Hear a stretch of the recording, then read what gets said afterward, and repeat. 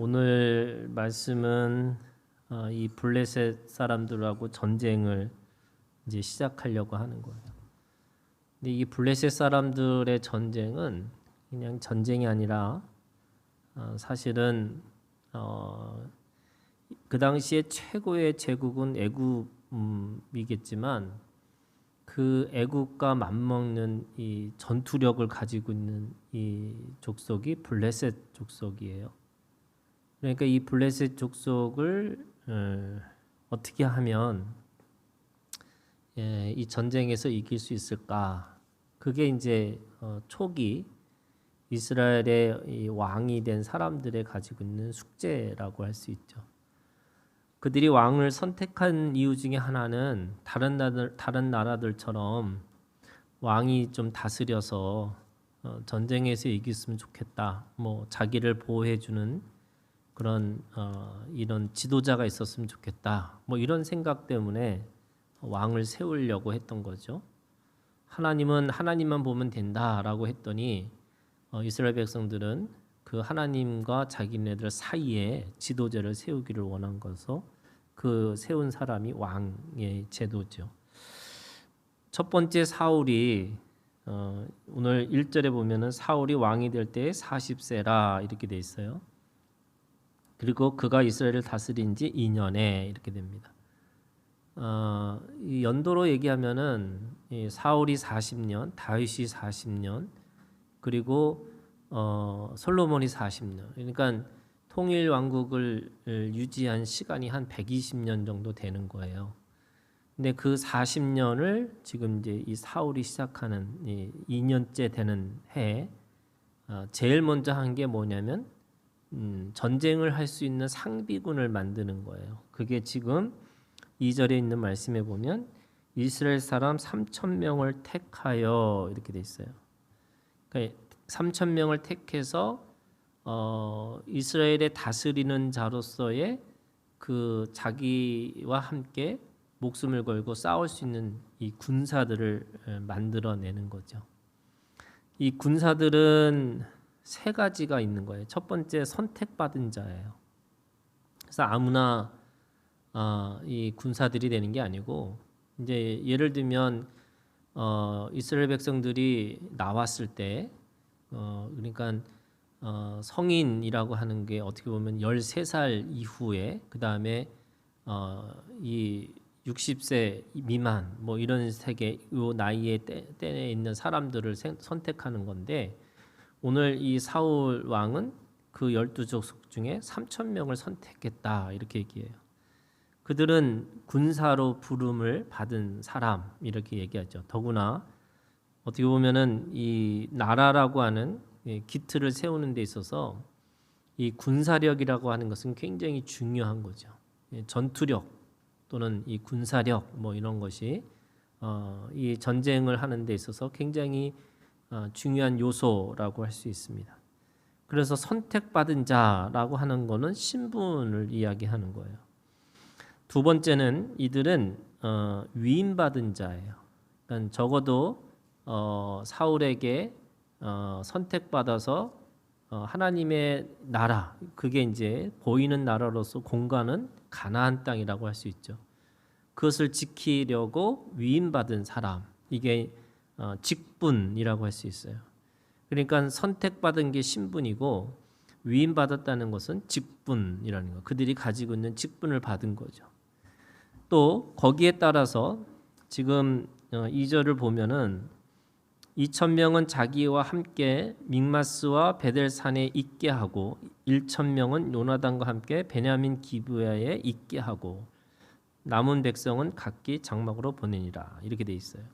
그러니까 선택받았을 뿐만 아니라 군사로 부르심을 받았을 뿐만 아니라 이제는 자기의 영역들 그러니까 어디를 지키고 누구와 함께 있을 것인지 이게 이제 지분이라고 할 수 있어요. 이 신분과 직분과 지분이라는 것이 우리 신앙생활에도 굉장히 중요한 요소 중에 하나예요. 우리가 그리스도인이라고 하는 이게 신분인 거죠. 그런데 그리스도인으로서 우리에게 하나님의 은사를 주신 게 있어요. 이게 직분이에요. 우리가 이제 소위 이제 이 공교회에 가지고 있는 뭐 목사, 장로, 권사, 뭐 집사, 뭐 이런 각각의 직분들이 있는 건데 그 직분들 뭐 예를 들면 교사도 있고 성가대도 있고 이 직분이 뭐냐면 사실은 은사예요. 하나님께서 주신 하나님의 것을 드러낼 수 있는 능력 이게 직분이라고 할 수 있어요. 우리가 알고 있는 것처럼 집사는 웨이터, 웨이트리스잖아요. 그러니까 식탁을 먼저 마련해 주는 사람이 집사고 이 권사라고 하는 사람은 누군가에게 권면해 줄 수 있는 사람이야. 지지하고 격려해 주고 또 옆에서 기도해 주고 중보해 줄 수 있는 사람이 권사라고 할 수 있죠. 그러니까 각각의 하나님께서 보이는 직분을 주신 거예요. 그게 나타나는 현상으로는 은사들이에요. 그래서 우리가 잘 알고 있는 것처럼 고린도전서 12장, 14장에 은사들이 쭉 나오죠. 뭐 가르치는 은사도 있고 또 병 고치는 은사도 있고 또 행정의 은사도 있고 봉사의 은사도 있고 뭐 각각의 은사들이 있는 거죠.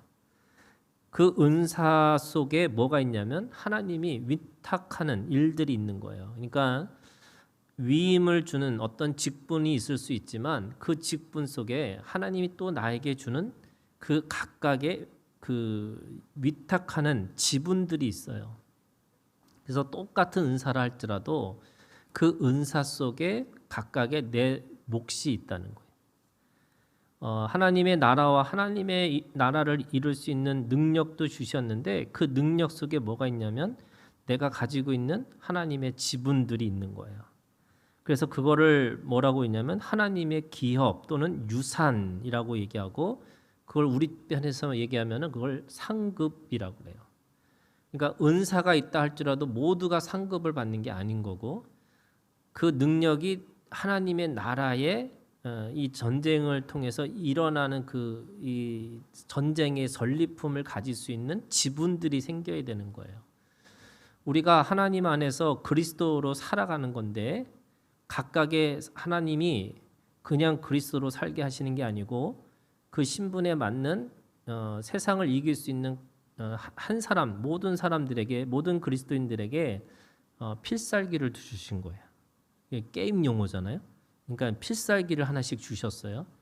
그리고 그걸 통해서 얼마만큼 자기가 그것에 대한 이 지분을 가지고 또는 그만큼의 능력의 만큼 내가 그걸 얻고 살아가느냐 이건 또 다른 차원이에요. 그러니까 신분에 맞는 능력을 주셨는데 그 능력을 얼마만큼 발휘하느냐에 따라서 그 영적인 지분을 내가 가질 수 있는 거죠. 그게 상급이에요.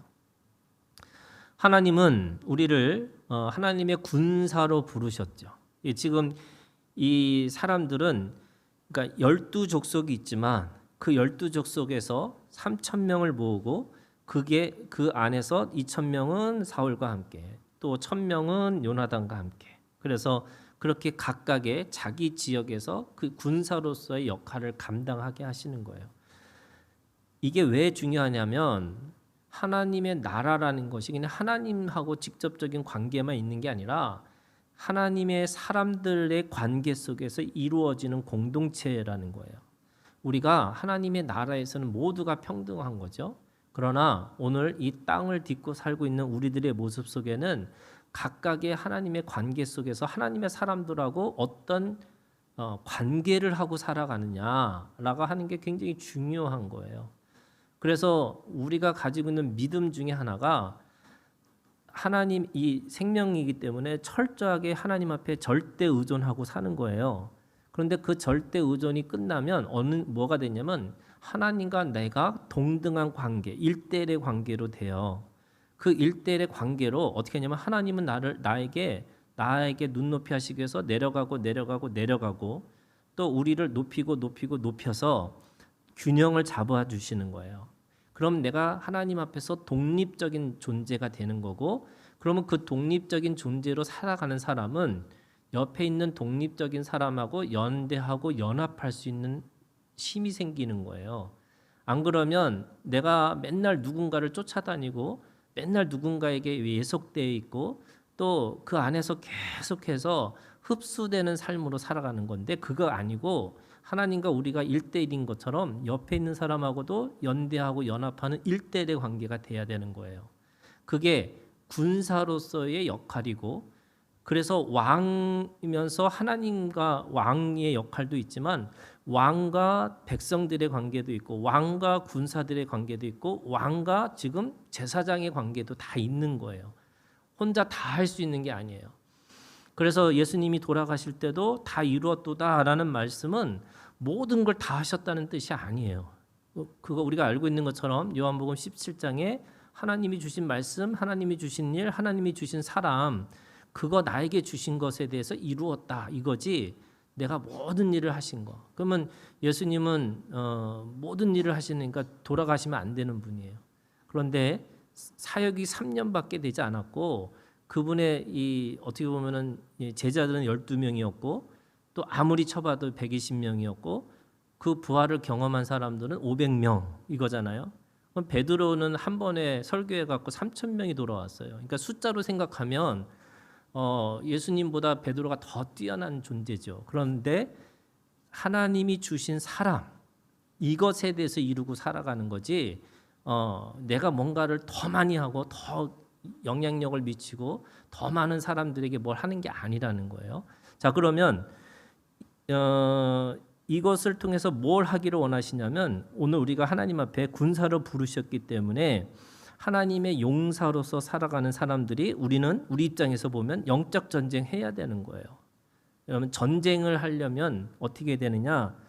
그 훈련이라는 과정이 필요한 거죠. 그걸 고난이라고 그래요. 이 고난을 경험한 그 사람만이 그 몸으로 경험한 사람만이 몸으로 뭔가 할 수 있다는 거예요. 그러니까 영적 군사가 됐다는 말은 내가 힘든 모든 고난을 경험하고 몸으로 체험해야 되는 사람이라는 거예요.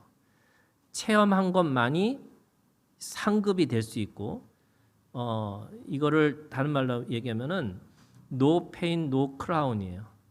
고통이 없는 것은 영광이 없는 거예요. 그러니까 내가 몸으로 다 경험하는 것만이 진짜라고 하는 거. 그게 뭐예요? 군사예요. 그래서 군사가 훈련 받는 이 과정이 실전에 그것이 나타나는 거죠. 그럼 영적 전쟁을 하려면 어떻게 되느냐? 내가 하나님하고 이 관계 안에서 전쟁을 하는 연습을 해야 되는 거예요. 그게 뭐냐면 뭐 예를 들면 이런 거죠. 구원의 투구, 의의 흉배, 진리의 허리띠, 평안의 신, 믿음의 방패, 그 다음에 성령의 검. 이게 다 이 전신갑주라는 게 어떤 거냐면 이 전쟁의 이 어떻게 보면 이 그 전쟁의 뭐랄까요 터도 될 수도 있고 도구도 될 수 있어요. 예를 들면 전쟁에서 무슨 거를 묻느냐면 진리가 뭐냐 이거 묻는 거거든요. 또는 의가 뭐냐, 구원이 뭐냐 이거 묻는 거예요. 그러니까 그때마다 구원의 투구, 의의 흉배, 진리의 허리띠 뭐 이런 거가 뭐냐면 다 근본적인 질문 속에서 이겨야 되는 거예요. 그 전쟁에 이걸 다르게 얘기하면 가치 전쟁이에요. 여러분 가치에서 이겨야 되거든요. 내가 하나님 앞에서 어떤 가치를 세상의 가치, 세속의 정신들과 싸워서 그 가치 속에서 내가 무엇을 선택하고 살아가느냐 이게 이제 우리에게 강권인 거죠. 그런 의미에서 고난을 받아야 되는 거고 그 다음에 그 군사들은요 자기 생활에 얽매이지 않는다라는 거예요. 그게 무슨 말이냐면 내가 잘 먹고 잘 살기 위해서 이 땅에 온 게 아닌 거고 여전히 우리가 육신 가운데 사는 이유는 내가 이 육신을 더 보존하고 더 오래 살고 이렇게 하기 위해서 온 것이 아니라 하나님이 주신 그 군사로서의 자기의 삶의 목적 이게 이제 목적이라고 할 수도 있고 비전일 수도 있고 하나님이 나에게 주신 약속일 수도 있어요. 그걸 이루고 살아라는 거예요. 그거 이루고 사는 것이 오늘 우리에게 있어서 자기 생활에 매이지 않는 것이죠. 그 다음에 마지막으로는 모집한 자를 기쁘게 해야 되는 거예요. 그게 왜 모집을 했을까? 지금 이 전쟁에 나가서 전쟁에서 전쟁을 수행하라는 거잖아요. 그래서 지금 사울 왕이 제일 먼저 한 게 뭐냐면 군사를 모아서 상비군을 유지한 거예요. 그 전까지는 전쟁이 일어날 때마다 이제 사람들한테 다 12족속한테 통보를 해가지고 전쟁에 나갈 사람 뭐야? 그러면 이제 그때 사람들이 모인 거예요. 어떤 모습일까? 이 어떤 모습일까를 잘 보여주는 게요.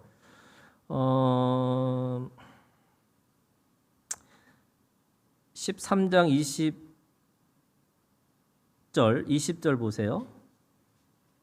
온 이스라엘 사람들이 각기 보습이나 삽이나 도끼나 괭이를 벼리려면 블레셋 사람들에게로 내려갔었는데 곧 그들이 괭이나 삽이나 쇠스랑이나 도끼나 채찍이 묻을 때에 그러하였으므로, 이게 무슨 말이냐면 그들은 무기가 시원찮았다는 거예요. 그러니까 무슨 말이냐면 다 농사꾼, 이 농사를 짓다가 뭐야 그러면 다 도끼 들고 또는 뭐 괭이 들고 이렇게 모였다는 거예요. 거기 보니까 23절에 22절에 이렇게 얘기했어요. 싸우는 날에 사울과 요나단과 함께한 백성의 손에는 칼이나 창이 없고 오직 사울과 그의 아들 요나단에게만 있었더라. 무슨 말이에요? 이 사람들이 다 전쟁에 상비군이 없었던 거 어떻게 보면은. 그러니까 그들 지금 모이는 사람들조차도 사실은 무기도 사실 제대로 갖추고 있지 않았다는 거죠. 이거를 다시 얘기하면 각각의 자기 은사들이 뭔지를 모르고 사는 거예요. 그러니까 이스라엘 사람들로 하나님의 백성으로 군사로 그렇게 불렀음에도 불구하고 이게 성령의 검이잖아요. 그러니까 다 방어용인데 성령의 검만 공격용이야. 그러니까 구원의 투구, 뭐 의의 흉배, 진리의 허리띠 다 이 평안의 신이라는 게 믿음의 방패, 이 다 방어용이잖아요. 온전한 성령의 검이 있어야 되는데 이 다 방어는 확실하는데 공격하는 누구를 쳐서 이게 이길 수 있는 힘이 성령의 검이 있어야 되는, 이게 말씀의 검인데 그 말씀이 없었다는 거거든요. 그러니까 그들이 어떻게 보면은 모였고 모집한 자를 기쁘게 하기 위해서 모였는데 사실은 이게 오합지졸인 모습이 여전히 이게 정비되지 않는 그 군사로 있었다라는 거예요. 그런데 5절에 블레셋 사람들이 이스라엘과 싸우려고 모였는데 드디어 이제 블레셋 사람들이 일어나는 거예요. 네, 여러분 이 블레셋 사람들이 지금에 딱 보면은 지금 가자 지구 있는 그쪽이에요. 그러니까 지중해에서 딱 붙어 있고 애국과 이스라엘의 그 사이에 있는 그 지역에 있는 사람들이 대부분 블레셋 사람들이라고 얘기를 해요. 근데 이 블레셋 사람들은 지중해를 통해서 이미 철기 문화를 공급받은 사람들이에요. 그러니까 이 사람들은 전쟁, 그러니까 여러분 청동기 이 무기와 철기 무기는 다르잖아요. 부딪히는 순간에 이 다 깨지는 게 청동기 무기예요. 거기다 무기조차도 안 갖고 있다는 거잖아요. 이 이스라엘 백성들은. 그러니까 이게 전쟁은 백전백패 이거밖에 안 되는 거예요. 그런데 이상하게 산에 올라가기만 하면 이게 산에 올라가기만 하면 이스라엘 사람들한테 지는 거거든요. 그래서 이제 이 사람들이 이 여호와의 신을 소위 이제 이 표현이 좀 그렇긴 하지만 산신령으로 생각하는 거예요. 야, 저 산에 가면은 신이 지키고 있어서 절대 이길 수가 없는 것 같아. 우리가 뭐든지 다 계산하면 다 우리가 이겨야 되는 게 당연한 건데 왜 우리가 가면 질까? 뭐 이런 게 생각하는 거죠. 그러니까 과학적으로 합리적으로 전쟁을 하면 백전백패인데 이들이 쳐들어와서 지금 보니까 얼마나 모여 있냐면요. 병거가 3만이고 마병이 6천 명이에요. 이 병거라는 게 지금으로 하면 탱크 같은 거예요. 그냥 마병이 6천 명이에요. 어마어마하죠. 근데 이 사람들은 몇 명이에요? 아까 모였던 사람이 3천 명이라는데 나중에 이 사람들이 무서워갖고 다 흩어지기 시작하니까 얼마가 됐어요? 15절에 보니까 사울이 자기와 함께한 백성의 수를 세어보니 얼마예요? 600명이에요. 그러니까 지금 병거가 3만이고 마병이 6천 명이고 백성은 해변에 모래와 같이 많더라. 그러니까 나머지 군사들은 수가 너무 많으니까 셀 수가 없을 정도로 그렇게 많은 거고 지금 뭐 탱크 그다음에 뭐 그 기마병 뭐 이런 사람들이 수두룩하게 있는 거야. 그럼 전쟁에 나가서 100% 질 수밖에 없는 건데 어떻게 보면은 이 전쟁의 신이잖아요. 하나님이 전쟁의 신이세요. 그럼 이 전쟁에 나가기만 하면 이스라엘 사람들이 이긴다는 거죠. 그런데 오늘 지금 이렇게 쳐들어온 거를 보고 이 사람들이 가지고 있는 이제 마음이 이제 오늘 말씀이 뭐냐면요. 이 사울이 그들이 두려우니까 어떻게 하냐면 이렇게 돼 있어요.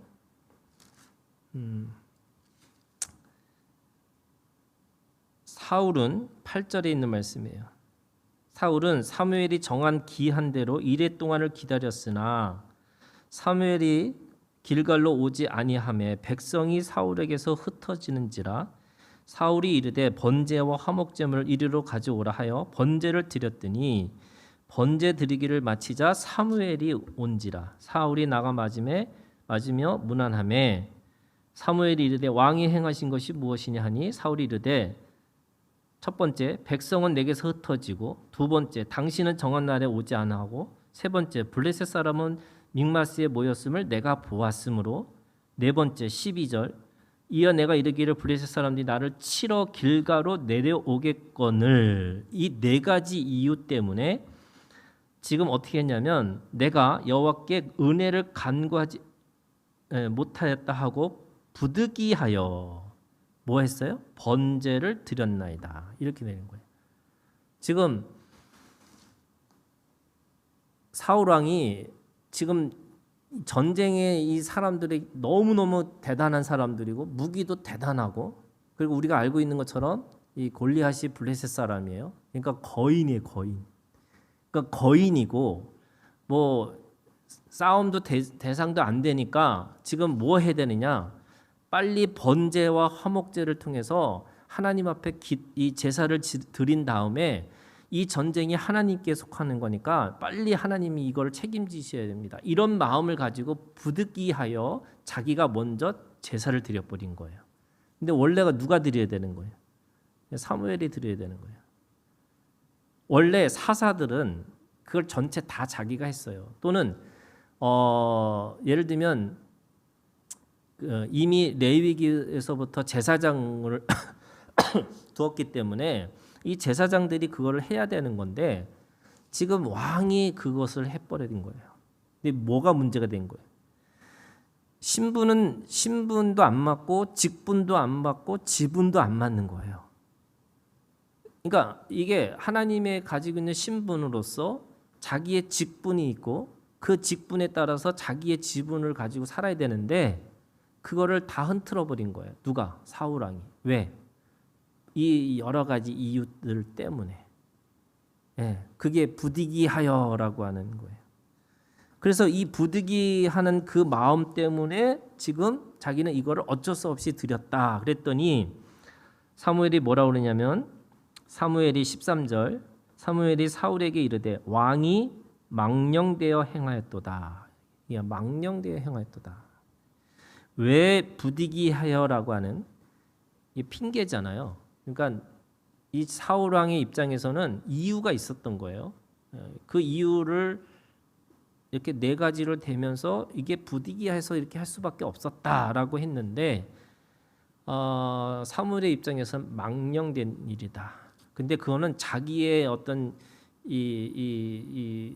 뭐랄까 자기의 영역을 침범했다는 의미가 아니라 오늘 뭐라 그러냐면 왕이 망령되어 행하도다. 왕의 하나님 여호와께서 왕에게 내리신 명령을 지키지 아니했도다. 그러니까 누구한테 지은 거냐면 하나님한테 지었다는 거예요. 하나님의 명령을 지키지 않았다 이렇게 얘기를 하고 있는 거예요. 왜 안 지켰을까라고 하는 그것을 쭉 네 가지를 얘기했음에도 불구하고 지금 사무엘은 당신은 하나님의 말씀을 하나님의 명령을 지키지 않았다 이렇게 되는 거죠. 자 이게 이제 사울이 망가지는 이게 시작점이거든요. 자, 제가 이제 세왕 이야기 한 적 있죠, 여러분. 세왕 이야기 기억하세요? 왕이 되는 과정이 그게 하나님이 하셔야 되는 거예요. 그래서 이 하나님이 하신 왕은 사울 왕도 하나님이 하신 거죠. 계속 뭐라 그러냐면 자기는 못한다고 그랬는데 하나님이 사울을 이렇게 올리셨어요. 물론 거기에 이제 사람들이 외모를 보셨다 뭐 이렇게 여러 가지 루머도 있지만 이게 하나님이 그냥 그를 선택하셨어요. 그런데 왕이 되고 나서 어떤 게 있어야 되냐면 그 왕의 유지도 하나님 앞에 있어야 되는 거예요. 무슨 말이냐면 왕이 되는 과정도 하나님이 하셔야 되는 거고, 그 왕의 자리를 또 아까 그랬잖아요. 신분과 직분과 지분도 하나님이 하셔야 되는 게 있는 거예요. 그런데 어느 순간에 왕이라는 자리에 딱 올라가는 순간에 뭐가 보이기 시작한 거냐면, 지금 이 사울이 그게 죄예요. 뭐냐면 사람들이 보이기 시작한 거예요. 사람들이 보이기 시작하니까 나중에 그게 어디까지 가냐면 다윗과 자기를 비교하기 시작하는 거예요. 그리고 사람들의 평가가 중요한 거예요. 사람들이 나를 어떻게 생각할까, 이게 더 중요한 거예요. 그러다 보니까 자기의 권위, 이 왕의 권위 또는 왕의 이 신분에 맞는 자기의 일과 자기가 그거를 어떻게 해서 그거를 지분을 얻을 수 있을 거라는 거를, 그걸 하나님을 통해서 해야 되는데 자기가 무엇인가를 해야 된다고 착각하는 거예요. 이게 이 사울 왕의 이 어떻게 보면 결정적인 실수죠. 거기에 압살롬은 처음부터 자기가 왕이 되려고 한 거고, 예. 그런데 그걸 두 가지를 다 통과한 사람이 누구냐면 다윗이에요. 하나님이 그를 올리셨고 그 올리신 그 속에 그 왕권에 자기의 가지고 있는 권위도 하나님이 유지시키신다는 걸 알고 있었던 사람이 다윗이에요. 그렇기 때문에 다윗의 왕권이 영원한 왕의 권위로 가질 수 있는 게 그 이유가 그거거든요. 그러니까 지금 사울 왕은 처음에는 하나님이 올리신 건 자기가 믿었어요. 그런데 그 왕의 자리까지도 자기가 해야 된다고 생각하는 거예요. 그러다 보니까 자꾸 비교하고 경쟁하고, 또 그러다 보니까 사람들의 평가, 남이 가지고 있는 어떤 그런 조건들이 계속 보이기 시작하는 거예요. 그래서 뭐라고 그래요? 부득이하여, 이렇게 되는 거죠. 첫 번째, 왜 부득이하는 이 이유가 생겼느냐면 하나님보다 사람들이 보이기 시작했다는 거죠. 그래서 사람들이 어마어마하게 사람들이 쳐들어오는 게 보여요. 자기의 사람들이 흩어지는 게 보여요.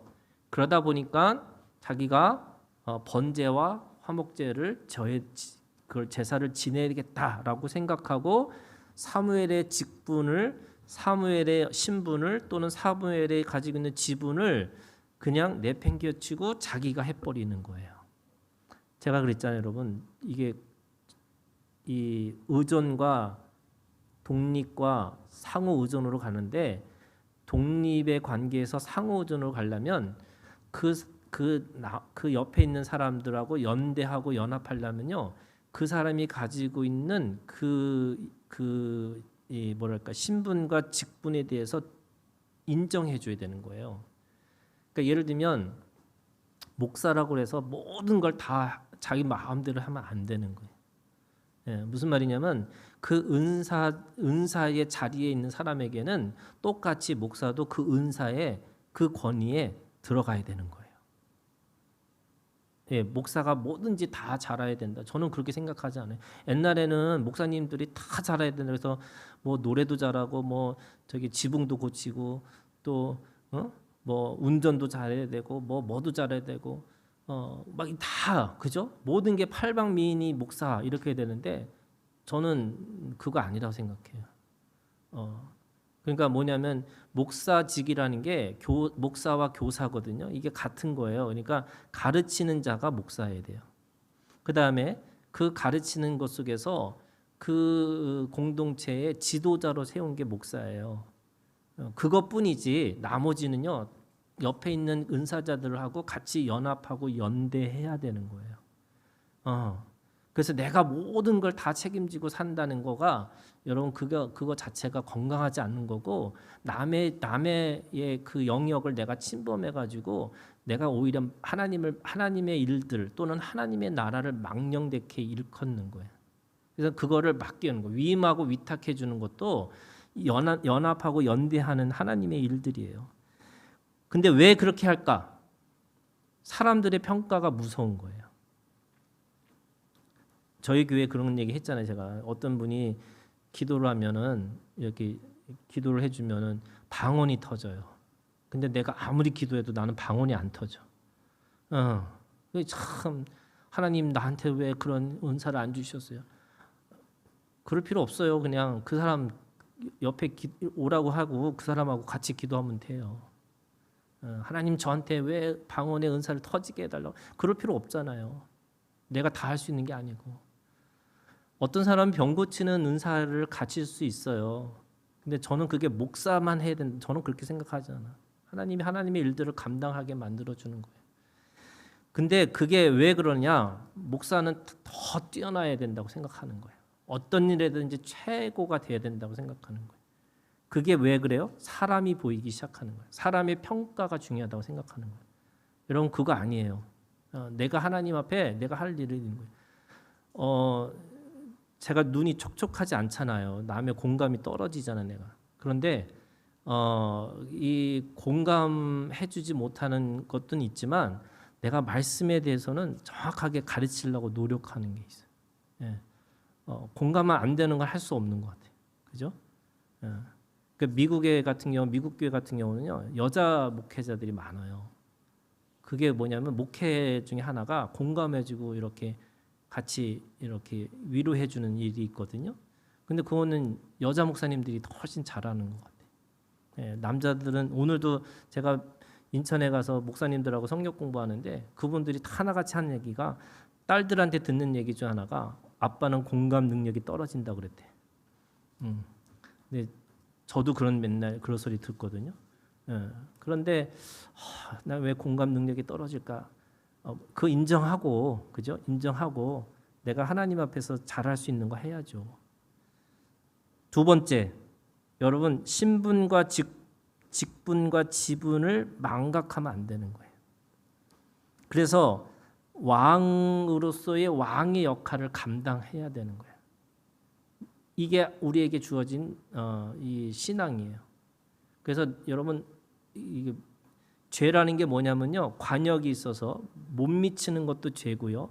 그 관역을 넘어가는 것도 죄고요. 정확하게 그 관역을 맞추지 못하는 것도 죄라는 거예요. 이 하마르타라는 뜻이 그런 뜻이에요. 그런데 우리가 예를 들면 하나 더 해야 되나 더 해야 되나 해갖고 그 관역을 넘어가는 경우들이 너무 많은 거예요. 그게 어떻게 보면은 신분과 직분과 지분을 망각해서 자기가 그 모든 것들을 다 해야 된다라고 생각하고 있는 거죠. 그게 죄예요. 그러니까 다른 게 죄가 아니고 이 자기가 그걸 망각하고 다른 것까지 하려고 하는 것들인 거죠. 자, 그러면 무슨 문제가 터지냐면요. 지금 오늘 말씀에 보면은 사울이 두 가지 제사를 드렸어야 되는 거예요. 하나는 번제고요. 또 하나는 화목제예요. 그런데 뭐만 드렸어요? 번제만 드렸어요. 그리고 사무엘이 어떻게 했어요? 화목제 안 드리고 그냥 가버렸어요. 이게 무슨 말이냐면 이 화목제라는 이 제사는 평화를 이루는 거예요. 다시 말해서 화합을 이루는 거예요. 근데 그 화합을 이루는 거에 뭐냐면 신분과 직분과 지분을 이게 오버해가지고 자기가 그거를 남의 거를 침범하는 순간에 서로 연대 연합하는 게 깨지는 거예요.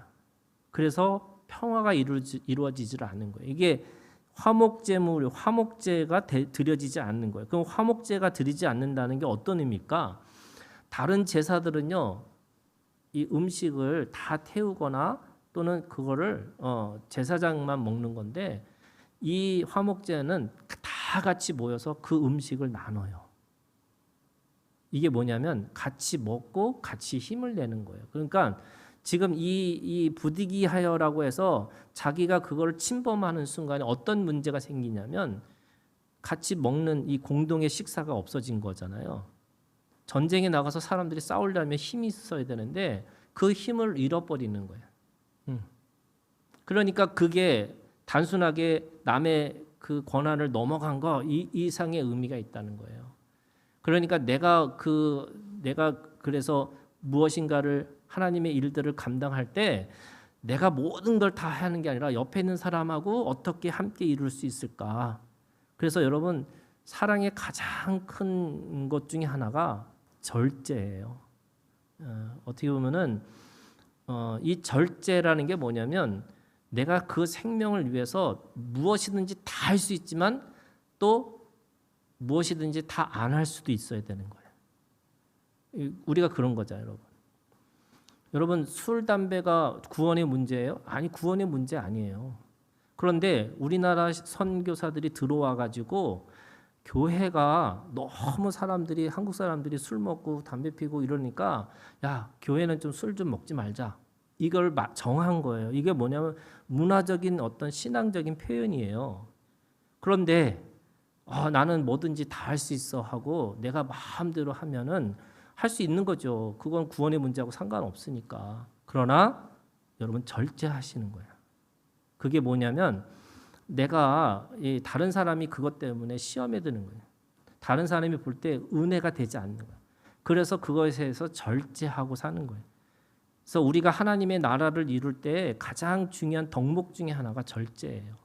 내가 할 수 있는 것과 내가 할 수 없는 것과 또 함께 연합하고 연대할 것과 이것들을 내가 늘 기억하고 그 속에서 하나님 앞에서 군사로서 그렇게 살아가는 것이 오늘 우리에게 하나님이 주신 사명입니다. 오늘 그 사명을 기억하시면서 하나님 앞에 이루는 우리가 되기를 주님의 이름으로 축원합니다.